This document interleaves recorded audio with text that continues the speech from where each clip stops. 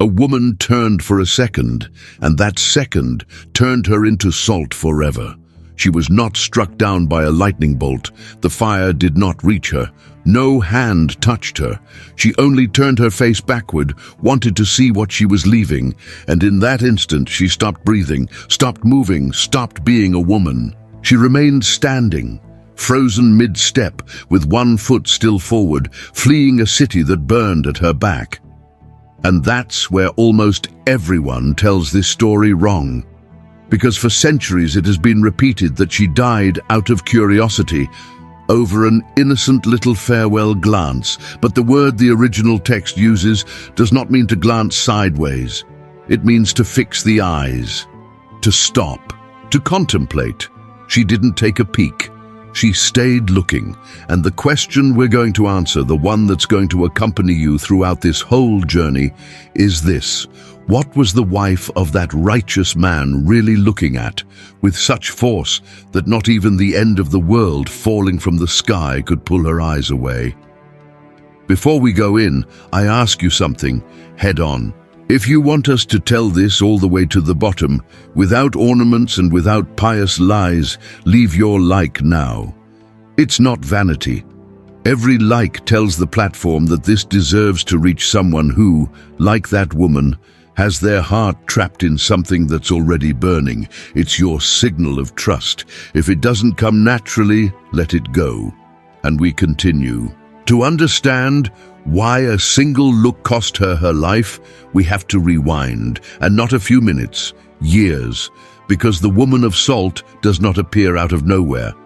Her story begins much earlier, the day her husband made a decision that seemed the smartest in the world, and that was actually the first step toward disaster. The husband was named Lot. He was the nephew of a man whom tradition knows as the father of faith, Abraham. The two had walked together for years, dragging flocks, tents, and servants across the parched hills of that land. But a moment came when the land was no longer enough for the two of them. They were so rich in livestock that the ground could not sustain them both, and their shepherds began to fight over every well, over every strip of pasture.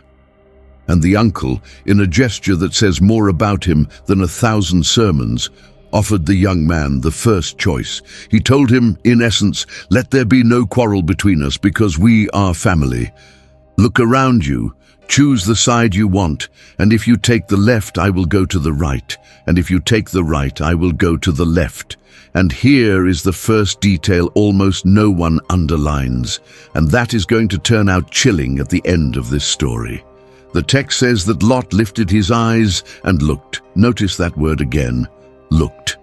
Genesis records it in chapter 13, verse 10. He looked toward the east and saw all the plain of the Jordan green, watered everywhere, crossed by the river. The text calls it in Hebrew the Kikar HaYarden. The word Kikar means literally a disc, a circle, something round, and that's why it describes that low and circular lowland of the Jordan Valley that stretched out like a garden beside the desert. And the account says something that chills you. He saw it beautiful, like the garden of the Lord, like the land of Egypt. Lot chose with his eyes. He chose what glittered, what looked prosperous, what promised comfort. And he went to live toward the east, pitching his tents ever closer to a city that already had a reputation across the whole region.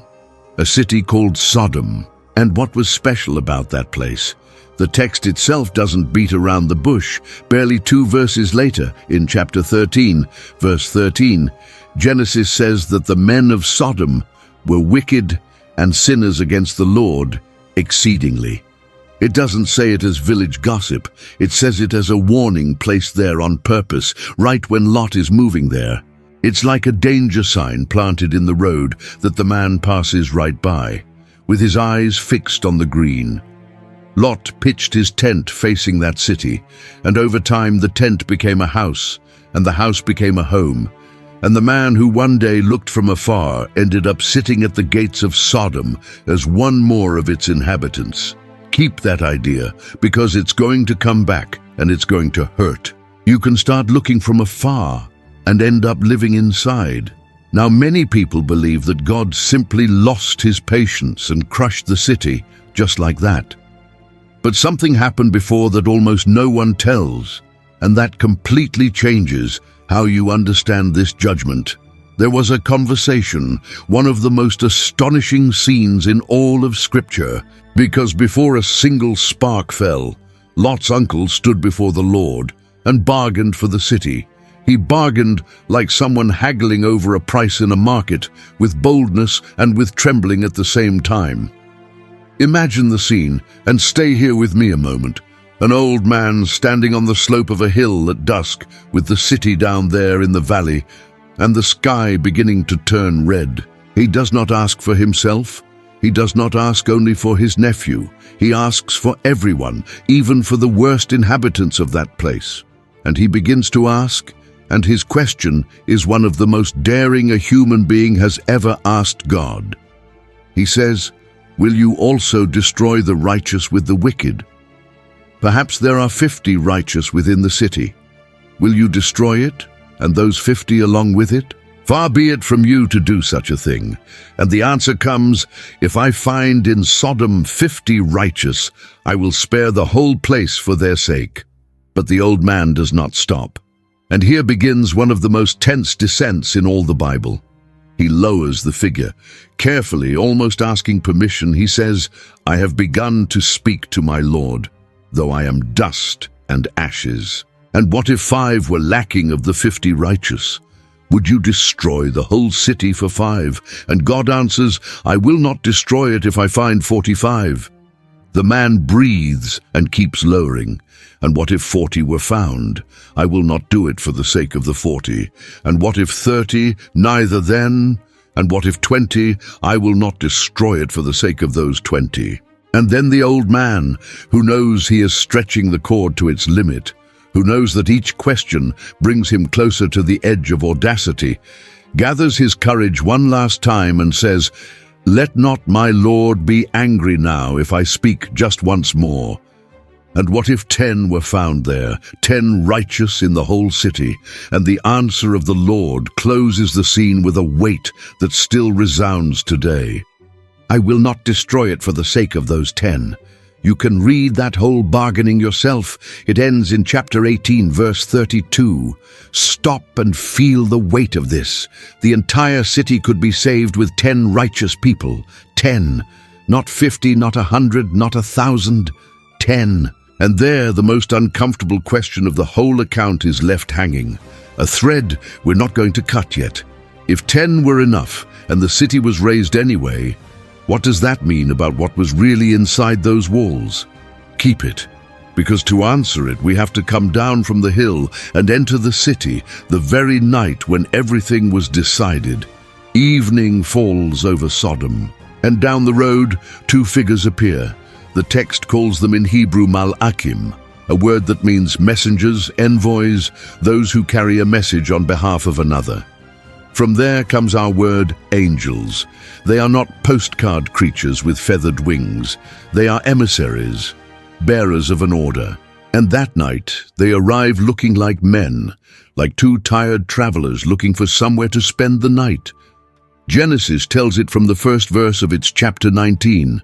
The 2 envoys arrived at Sodom at nightfall, and Lot was sitting at the gate of the city. And Lot does something that in that culture was everything. He stands up, bows to the ground, and begs them to spend the night under his roof. He insists. He almost pleads. They say no, that they will sleep in the square, and he insists so much that in the end they give in.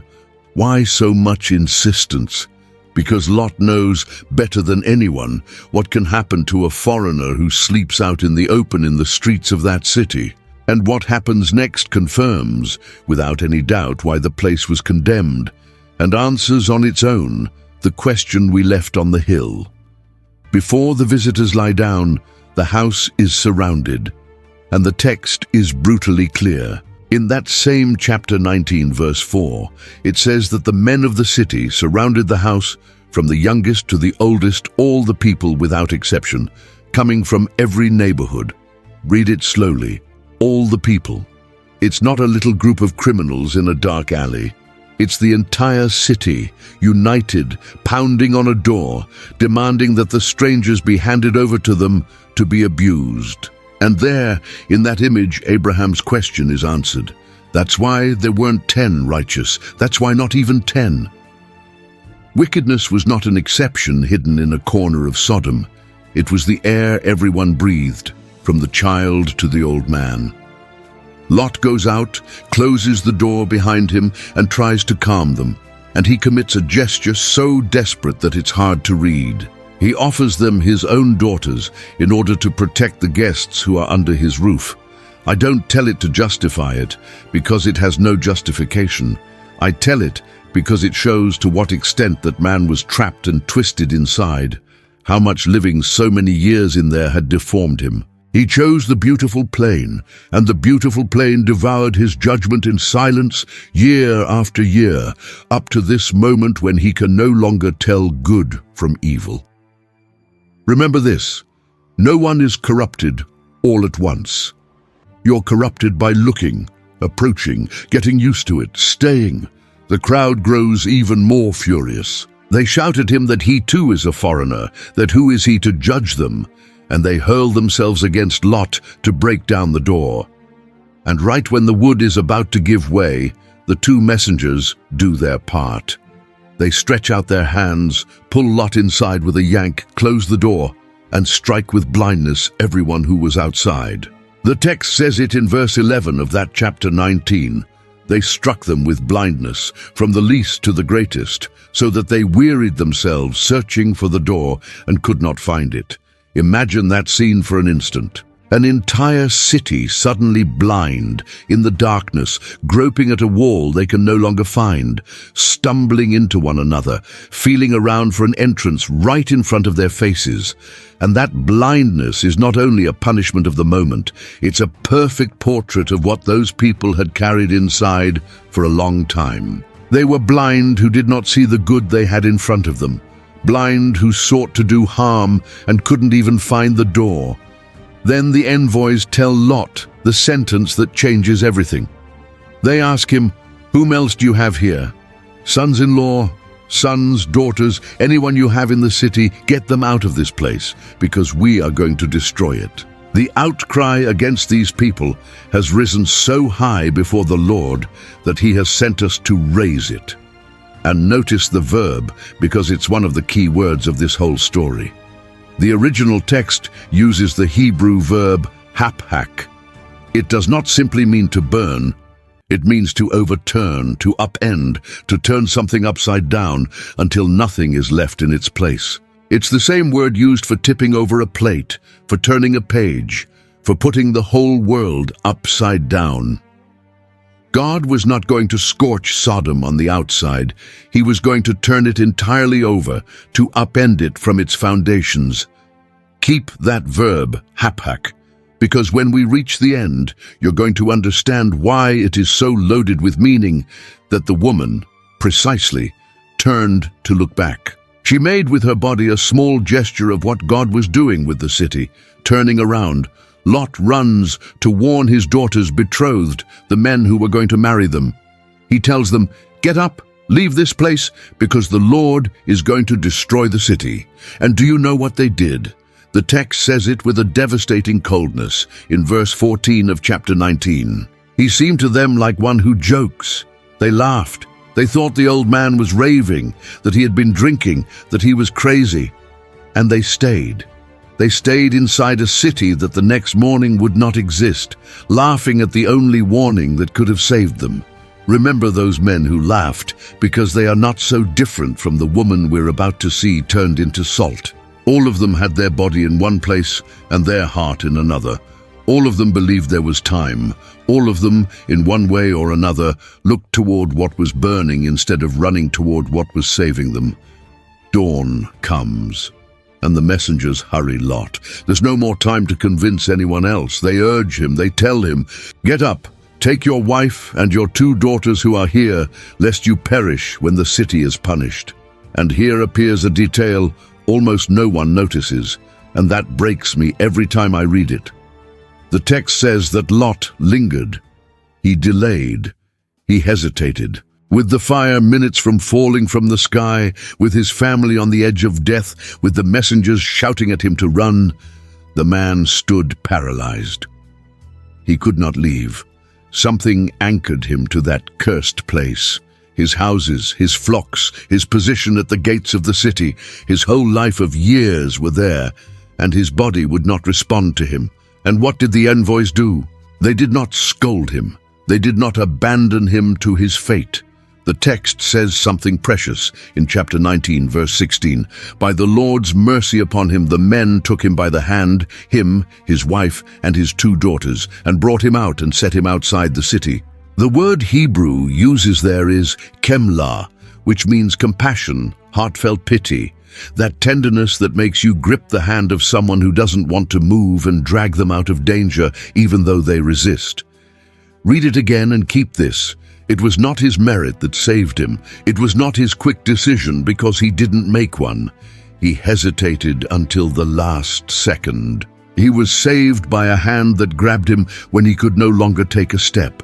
Take note of that hand that holds, because in a few minutes we're going to see someone from that same family let go right when they most needed to hold on.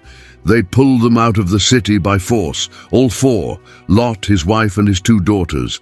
4 people torn from Sodom by hands that were not their own. And now outside, in the open field, with the sky brightening and the city still asleep at their backs, the order comes. The order that will decide who lives and who is left, turned to stone. One of the messengers tells them, "Escape for your life." And then the exact sentence, the one that changes everything, the one written in chapter 19 of Genesis, verse 17. Do not look behind you, nor stop anywhere in the plain. Escape to the mountain lest you perish. Here is the heart of the whole story. And pay close attention, because in that order there's a Hebrew word that almost all translations flatten, and that when you recover it, the whole account suddenly lights up. The order was not simply, do not take a peek backward. The verb used is Nabat, and Nabat is not the common word for to see. In Hebrew, there's a simple word for to see, which is ra, and it's what you do when your eyes catch something without meaning to, when something enters your field of vision. But Nabat is something completely different. Nabat means to fix the gaze, to contemplate with intention, to lock your eyes on something and stay there, stopped. It's the same word used when someone stares at something that dazzles them, when you contemplate a work without being able to pull away, when you observe with sustained attention. The order then was not, do not glance sideways. The order was, do not stay contemplating. Do not lock your eyes on what is burning. Do not stop to watch your life burn. And this, keep it well, because it's the key to everything that comes. The problem was never turning the head for an instant. The problem was the heart it took to stay looking. Before we reach the moment, I want you to breathe and realize where we are, because it's one of the most tension-charged scenes in all the first book of the Bible. 4 people running across a plain at dawn, a city at their backs about to disappear from the map forever. A single instruction to survive: do not stop to look. And in the middle of those 4 people, a woman whose name the text does not even preserve. We call her simply the wife of Lot, Lot's wife. And of all of them, she is the only one who is not going to make it. The question we left at the beginning is still burning, more alive than ever. What stopped her? What did she see, or what did she seek to see with such force that she could not obey the one rule that kept her alive? Hold on, because we're almost there. But first we have to understand what exactly was going to fall from the sky behind her, and why the place where all this happened is one of the strangest sights on earth. While they run, Lot pleads for something. The mountain frightens him. It seems too far. He believes he won't arrive in time, that the catastrophe will catch him on the road. And he points to a small city close by and asks to take refuge in it instead of climbing the mountain. And here the text does something beautiful, a play on words that is completely lost in translation. Lot says, "Look, That city is near enough to flee there, and it is small. Let me escape there, is it not small? And I will save my life. The word he uses for small is mitzar. And that's why the account says that city was called Zoar. Zoar, which sounds almost the same as mitzar, and which means precisely smallness, the small thing. The city of the small. The only place in all the plain that was saved from the fire was forever called the small one, because a frightened man asked to be spared something small, and the Lord granted it to him. He told him in chapter 19, verse 22, "Hurry, escape there, for I can do nothing until you have arrived there." Listen to it again, because it's astonishing. The judgment waited. The destruction had the patience to wait for the family to cross the gate of Zoar. The fire did not fall until the innocent was safe. God stopped the end of the world a few minutes so that a cripple of the soul and his family could reach refuge. The sun was rising over the land when Lot entered the small city. And then it fell. Imagine the sky opening. And I want you to understand that this is not my ornament. It's exactly what the text describes in chapter 19, verse 24. Then the Lord rained on Sodom and on the neighboring city brimstone and fire from the Lord, out of the heavens. Brimstone and fire. In Hebrew, gofrit va'esh. Brimstone, that yellow mineral that burns with a bluish flame and gives off an acrid smell that gets into your throat and won't leave. Fire that does not rise from the earth like a normal blaze, but comes down from above, from the sky. And here, it's worth stopping on where all this is happening, because it's one of the most incredible places on the planet.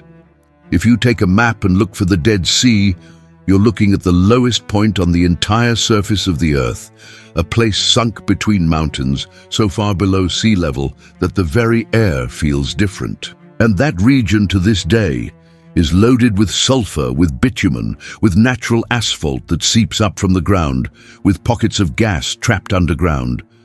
The ancients already extracted that sticky bitumen from there. It is literally a landscape built with the same materials that burn, a place that seems designed to catch fire.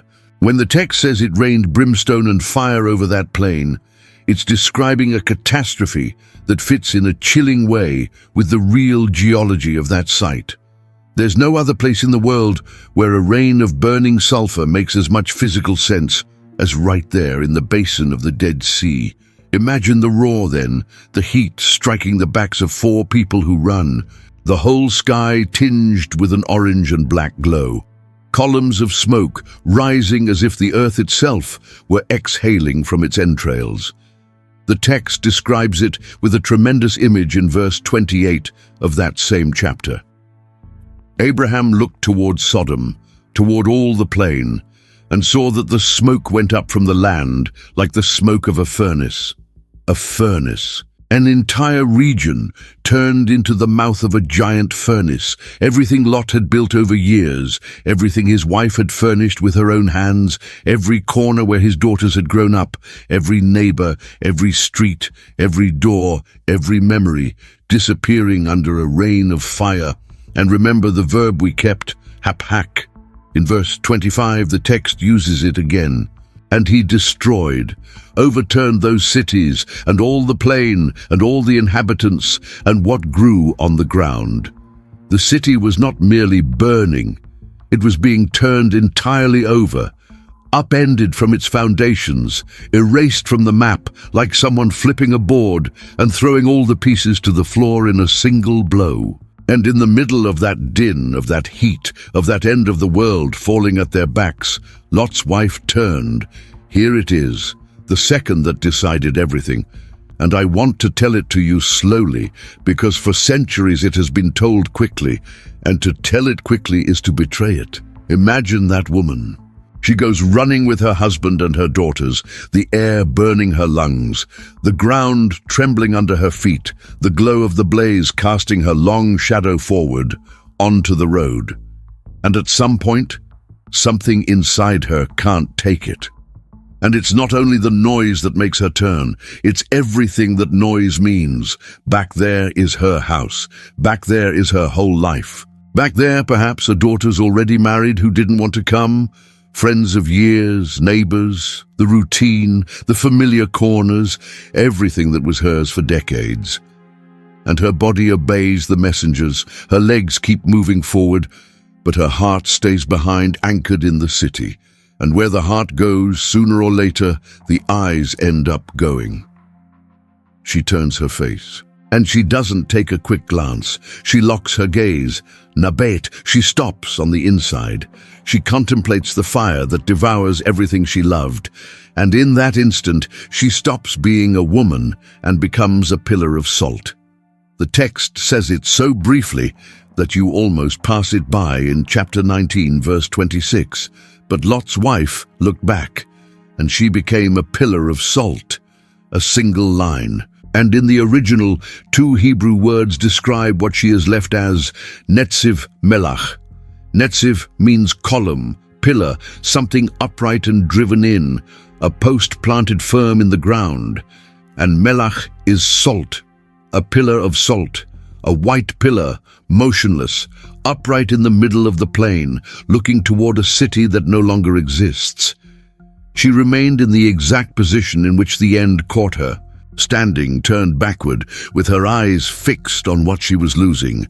Her last gesture was sculpted forever, not as a monument of honor, as a warning of stone planted in the desert. And now, after all this journey, we reach the question we began with, the one I promised we would answer all the way to the bottom. What was Lot's wife really looking at? And here I have to be honest with you, because this channel is not going to sell you a pretty tale on top of what the text really says. There are 3 layers in this answer, and I want you to keep all 3, because together they give you something much deeper than any legend. The first layer is the simplest, and it's completely real. She was looking at the destruction. She was contemplating the judgment of God falling on an entire city, and that in itself was already something terrible to see. Fire coming down from the sky, whole cities overturned, the smoke of a civilization rising like the smoke of a giant furnace.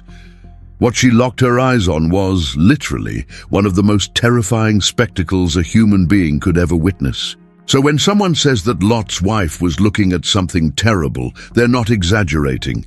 The text puts that horror there, falling from the sky, at her back, real and devastating. But there's a second layer, and it's the one almost no one tells you, and it's the one that truly matters. The biblical text does not concentrate on the horror she saw.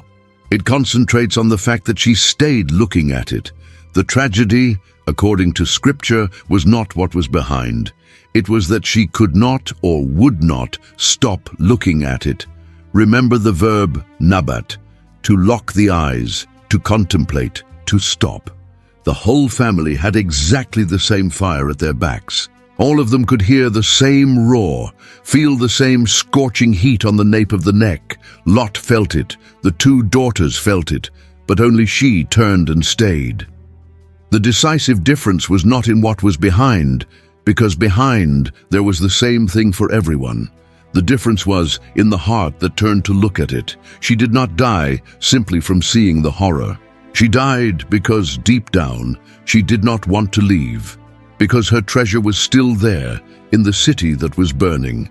And as a teacher from Galilee said centuries later, and you can read it in Matthew chapter 6 verse 21, where your treasure is, there your heart will be also.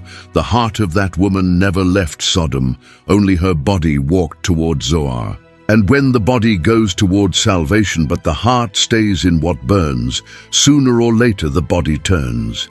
The eyes always end up going to where the heart already is. Always. And there's a third layer, the most uncomfortable of all. And it's a turn I want you to see with total clarity. Think about it. She was not asked for much. She was not asked to fight, nor to carry anything heavy, nor to understand deep theology, nor to be perfect, nor to undo her past mistakes. She was asked one single thing, the smallest of all. Do not look back. Walk forward and do not turn your face. That was everything. And she couldn't. Salvation was already served. The hand of the messengers had already pulled her out of the city. The road toward life was open and clear in front of her. All that was left was to keep walking without turning, and that small not turning turned out to be too much. Here is the turn that really strikes. It was not a great sin that lost her. It was not a crime. It was a look that lost her. What lost her was that thing that seems insignificant, a turning of the neck, a staying a second too long, contemplating what you were supposed to let go. You can survive the fire of the sky and die from a look. You can be pulled out of the city and never reach safety because there's a part of you that stayed inside and drags you back. Now let me carefully separate what the text says from what tradition says, because around this story there's a lot of legend mixed in, and you deserve to know precisely what is what. This channel prefers to tell you the truth of where the Bible ends and where human imagination begins, rather than sell you a legend as if it were a fact. Let's start with the physical, which is real and verifiable. Why salt and not ash or common stone? If you go today to the extreme southwest of the Dead Sea, you'll find a mountain that geologists know well. In Arabic they call it Jebel Ustam, a name that sounds like Sodom, and in Hebrew Har Sidom, the mountain of Sodom. And that mountain is, almost entirely, a mountain of solid salt. Miles of salt, sculpted by the wind and the rare rains into strange shapes, caverns and columns. And among those shapes, there's a pillar of salt that the guides, for generations, point out to visitors and call Lot's wife. I want to be very clear about this. It's a completely natural formation, and no one serious claims it's really her. But it shows something important. In that landscape, an upright pillar of salt is not a fantasy impossibility. It's not a miracle that breaks nature. It's exactly what that place produces on its own. The Dead Sea is so salty that no fish can live in its waters. Its shores are covered with white crusts and crystals. The ground, the stones, the very air taste of mineral. That a catastrophe in that land would leave someone covered and hardened in salt fits with the geology of the place in a way that raises goosebumps. And there's something else in the salt, something that goes far beyond geology, and that gives this punishment an irony that makes you shudder. In the Bible, salt is not only a mineral, it's a symbol loaded with meaning. Salt preserved food, kept meat from rotting, made things last through time. That's why, in the ancient world, salt sealed covenants. When two parties made an agreement that was to last forever, they ate salt together as a sign that it was permanent. Scripture itself speaks of a covenant of salt, a perpetual alliance, in the book of Numbers, chapter 18, verse 19, and the second book of Chronicles repeats it, in its chapter 13, verse 5. Salt was the emblem of what does not break, of the definitive, of that to which you commit for life. And here is the irony that takes your breath away. The woman who could not fully commit to her own salvation, the one who did not manage to make her departure definitive, the one who left a part of herself unsealed, still tied to the city, was turned into exactly that, into salt. She became a permanent monument of what she never managed to be. The one who could not leave the old behind forever, remained forever as a pillar, with her face turned toward the old.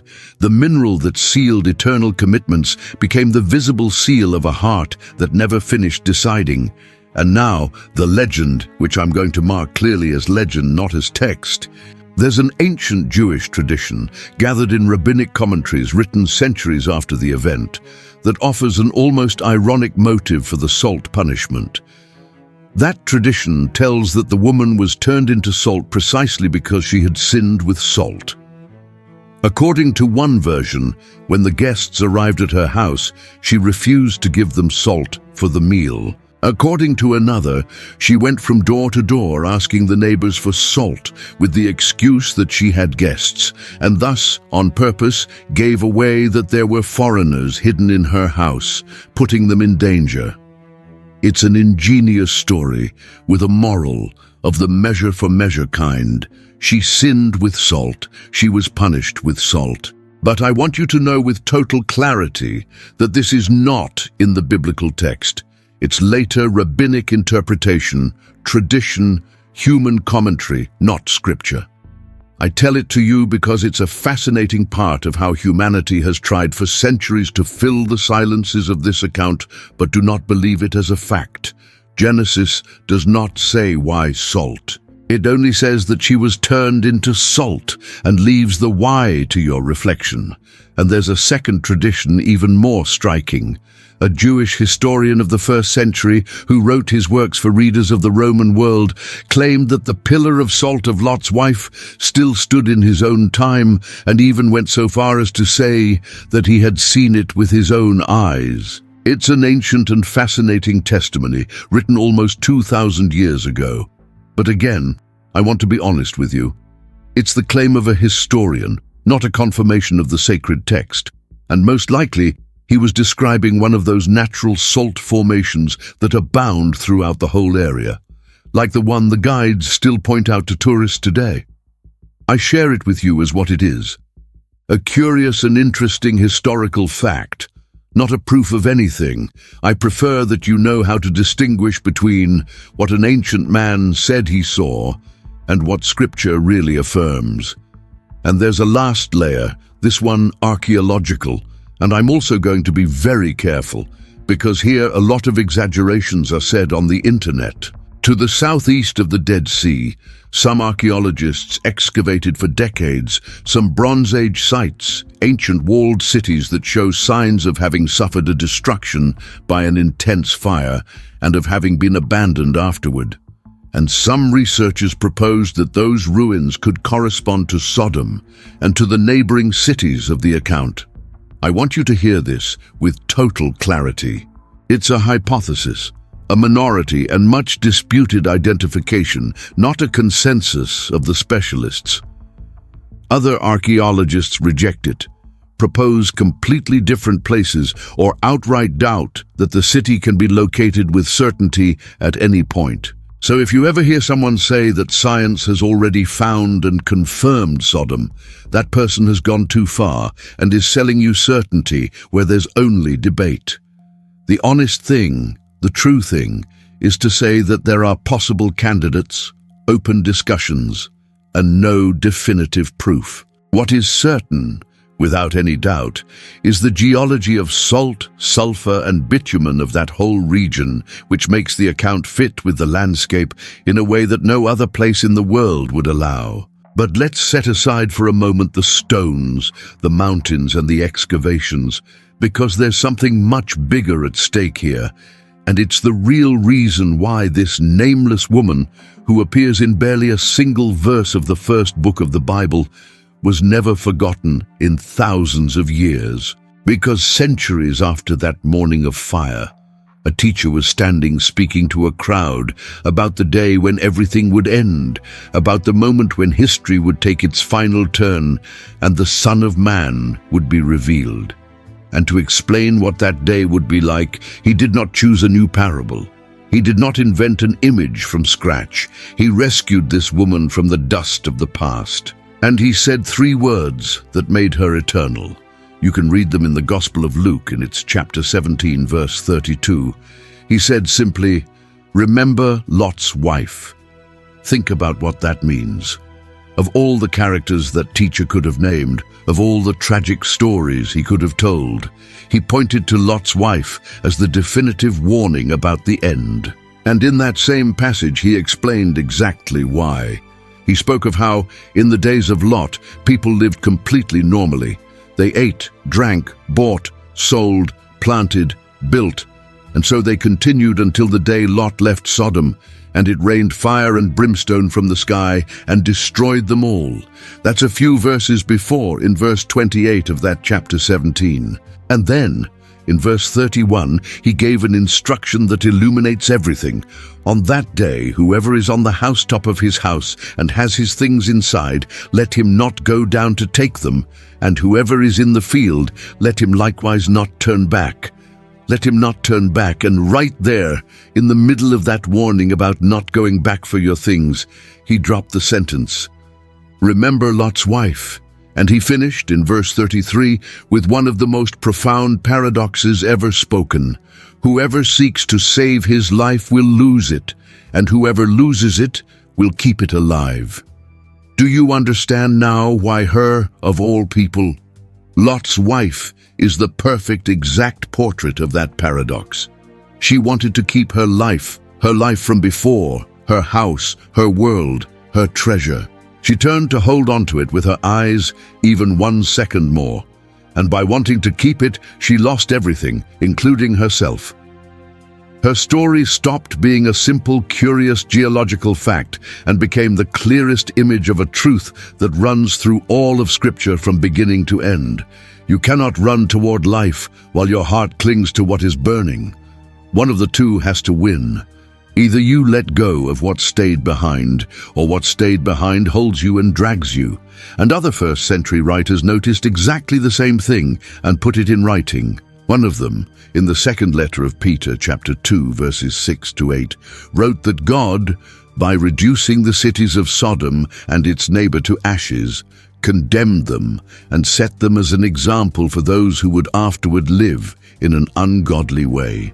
And in that same passage, with a striking honesty, he called Lot righteous and described him as a man tormented day after day in his righteous soul by what he saw and heard around him.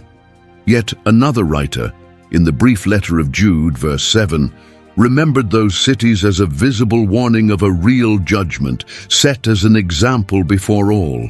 The story of the woman of salt was not left buried as a curiosity in the first pages of the Bible.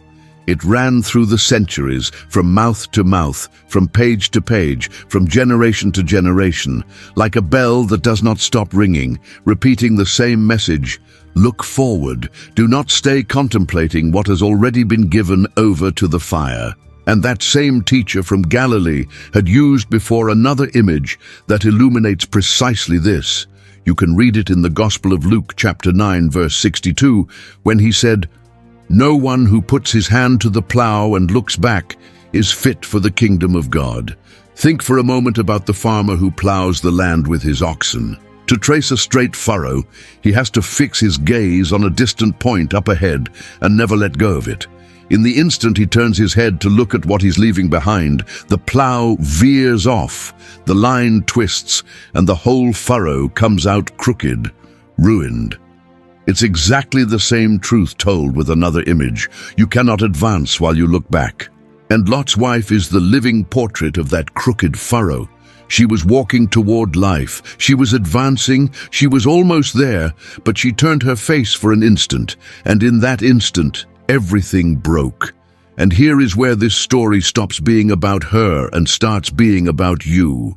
Because all of us at some point in life are standing on that same plane at dawn, with a voice urging us to walk. All of us carry some Sodom at our backs, something that deep down we know is burning, something that no longer does us good, a relationship that consumes us, a resentment we've carried for years, a habit that destroys us in silence, a version of ourselves we should have left behind a long time ago. And a clear voice tells us the same thing it told her: walk forward and don't turn. And yet how many times we turn? How many times, with salvation already within reach, with the road open in front of us, we stop to lock our eyes on that which we were supposed to be leaving? You don't need a great sin to lose the way. Sometimes it's enough not to be able to let go. Sometimes it's enough for a look too long backward, a heart that stayed in the city while the body tried to flee. Lot's wife was not destroyed by the fire that fell from the sky. From that fire she had already escaped. The hand of the messengers had pulled her out. She was already outside. She was already on the road of life. What lost her was what she carried inside, a heart that never finished leaving the city. And she stayed there forever, standing on the plain, white, motionless, silent, with her eyes fixed on a place that no longer existed. A woman who was pulled out of the fire, but who never reached safety because a part of her never wanted to leave. Look well at that pillar of salt planted in the desert of your mind, because the question she left open, the one that really matters, is not what she was looking at that morning. That one we already answered. The question, the only one you have to answer for yourself before taking your next step, is this. When your moment comes to walk forward and not look back, what will be the thing you won't be able to stop contemplating? And if this story stirred something inside you, don't leave yet. There on the screen, there's another video waiting for you. It's not the continuation of this one, it's another road that's going to resonate with what you've just felt. Tap it now while you feel it. See you on the other side.